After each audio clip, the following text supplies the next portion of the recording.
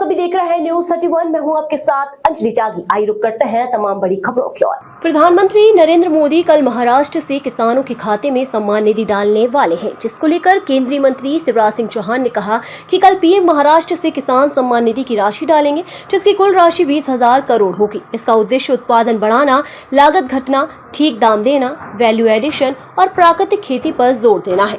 Soybean, मूंगफली, सूरजमुखी पर इम्पोर्ट ड्यूटी 27% कर दिया गया है, जिससे सोयाबीन के दाम 500 रुपए बढ़ गए हैं। इससे किसानों को लाभ होगा और भावांतर योजना का भी राज्य लाभ ले सकते हैं।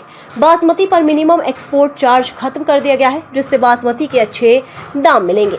खाद्य तेलों में आत्मनिर्भर बनने के लिए खाद्य तिलहन मिशन बनाया गया है, जिससे ब्रीड सर्टिफाइड सीड बनाकर किसानों को उपलब्ध कराए जाएंगे। किसानों को क्लस्टर में फ्री बीज, ट्रेनिंग, उत्पादन की 100% खरीद की गारंटी देंगे और बीज भंडारण इकाइयां भी बनाई जाएंगी।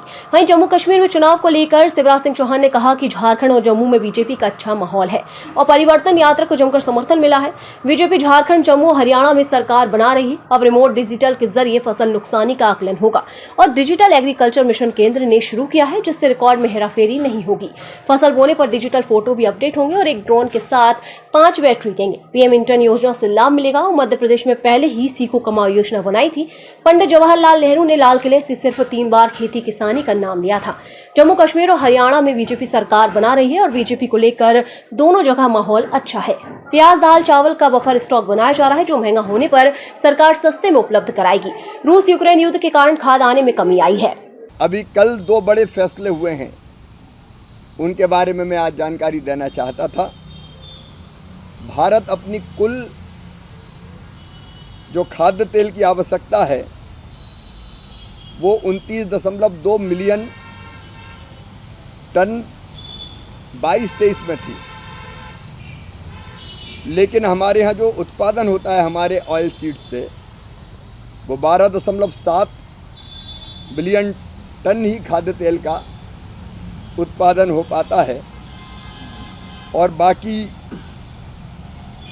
मांग पूरा करने के लिए हमको विदेशों पर या आयात पर निर्भर रहना पड़ता है।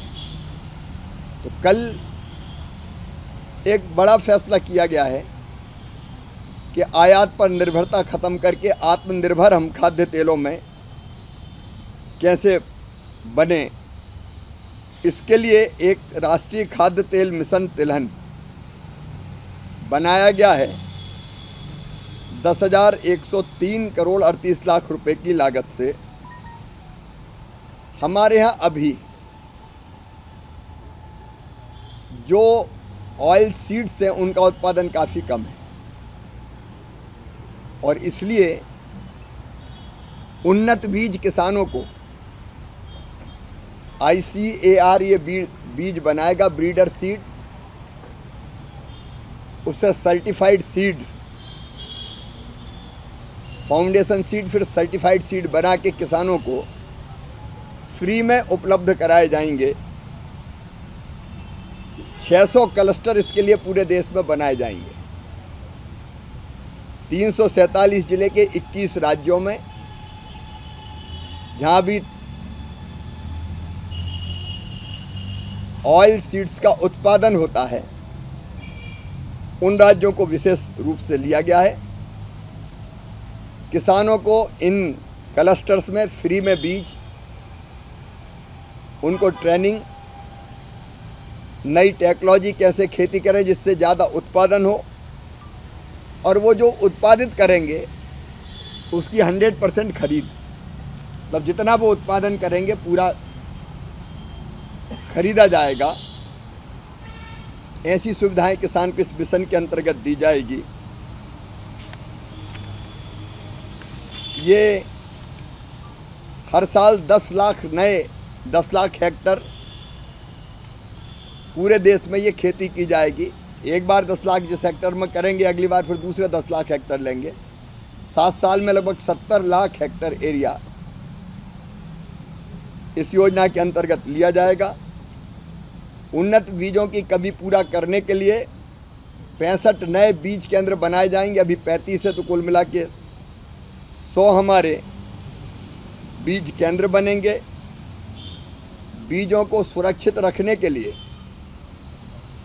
50 बीज भंडारण इकाइयाँ भी बनाई जाएगी। और उन राज्यों पर हम ज़्यादा ध्यान दे रहे हैं जहाँ केवल एक फसल लेते हैं खरीफ की, जैसे धान खरीफ की हो गई तो बाद में खेत खाली छोड़ देते हैं, लेकिन उनमें नमी इतनी रहती है कि धान के बाद ये फसलें ली जा सकती है। इंटर क्रॉपिंग का भी उपयोग करेंगे। कपास है तो उसके बीच में सोयाबीन, अलग अलग फसलों के बीच में ये फसलें लगाई जा सकती है। और पूरी खरीद किसानों से करेंगे। एक बड़ा फैसला ये कल हुआ है